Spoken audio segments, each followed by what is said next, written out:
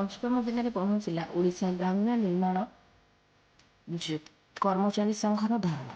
ଓଡ଼ିଶା ଗ୍ରାମ୍ୟ ନିର୍ମାଣ block over work charge କର୍ମଚାରୀମାନଙ୍କ ତରଫରୁ ରେଗୁଲାର ଓ ପେନସନ ଦାବିରେ 4 ନମ୍ବର ୟୁନିଟ୍ରେ ଥିବା ଗ୍ରାମ୍ୟ ନିର୍ମାଣ ଯନ୍ତ୍ରୀ ମୁଖ୍ୟଙ୍କ କାର୍ଯ୍ୟାଳୟ ସମ୍ମୁଖରେ ଧାରଣା ଦିଆଯାଉଥିବା ଆଜି ଅଷ୍ଟମ ଦିନରେ ପହଞ୍ଚିଛି। ଓଡ଼ିଶା ଗ୍ରାମ୍ୟ ନିର୍ମାଣ କର୍ମଚାରୀ ସଂଘର ରାଜ୍ୟ ସଭାପତି କୃଷ୍ଣଚନ୍ଦ୍ର ନାୟକଙ୍କ ନେତୃତ୍ୱରେ ଆରମ୍ଭ ହୋଇଥିବା ଏହି ଆନ୍ଦୋଳନରେ ସଂଘ ତରଫରୁ 2ଟି ଦାବି ସମ୍ପର୍କରେ ସରକାରଙ୍କୁ ଅବଗତ କରାଇବା ସହ ଦାବି ପୂରଣ ପାଇଁ ଏହି ଆନ୍ଦୋଳନ ଡାକରା ଦିଆଯାଇଛି।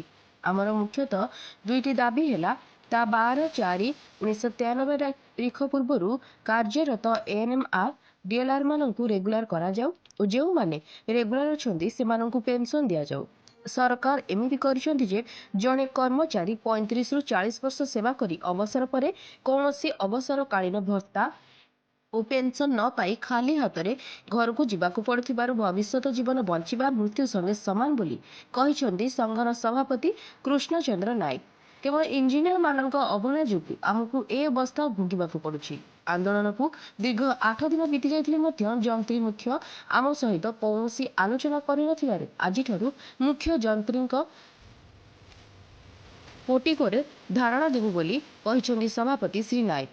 ସେହିପରି ଆମେ 8 ଦିନ ହେବ ଧାରଣାରେ ବସିଥିଲେ ମଧ୍ୟ କିଛି ସରକାରୀ ଅଫିସରମାନଙ୍କ ଉଦାସୀନତା ଯୋଗୁଁ ଆମ୍ଭମାନଙ୍କୁ ହଇରାଣ ହେବାକୁ ପଡୁଛି ବୋଲି କହିଛନ୍ତି ସଂଘର ସଦସ୍ୟ ଚିତ୍ତରଞ୍ଜନ ମହାରଣା। ଆମ ଭିତରୁ ଯେଉଁମାନେ ରେଗୁଲାର ହେଲେ ସେମାନେ ମଧ୍ୟ କିଛି ଅବସର ସୁବିଧା ପାଉନାହାନ୍ତି। କିଛି ଆଜି ପର୍ଯ୍ୟନ୍ତ ରେଗୁଲାର ହୋଇନାହାନ୍ତି। ଆମକୁ ପୁରୁଣା ପେନସନ ବ୍ୟବସ୍ଥାରେ ରଖାଯାଉଛି। ଅବସରକାଳୀନ ସମସ୍ତ ଭତ୍ତା ଦିଆଯାଉ। ୱାର୍କ ଚାର୍ଜମାନଙ୍କୁ ରେଗୁଲାର କରାଯାଉ। ଭୁବନେଶ୍ୱରରୁ ପ୍ରଭାକର ବିଶ୍ୱାଳଙ୍କ ରିପୋର୍ଟ, ଜାଗ୍ରତ ଭାରତ ନ୍ୟୁଜ। ଠିକ୍ ଅଛି ସାର୍, ଆପଣଙ୍କ ପରିଚୟ ଦେବେ? ଶ୍ରୀ କୃଷ୍ଣଚନ୍ଦ୍ର ନାୟକ, ଗ୍ରାମ ନିର୍ମାଣ କର୍ମଚାରୀ ସଂଘର ସଭାପତି।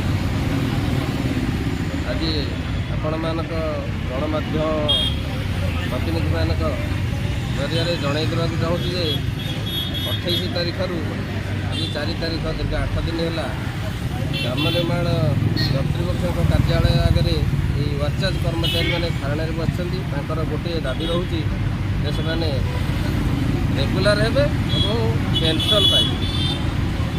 ତେଣୁ ଆଜି ପର୍ଯ୍ୟନ୍ତ ଯେହେତୁ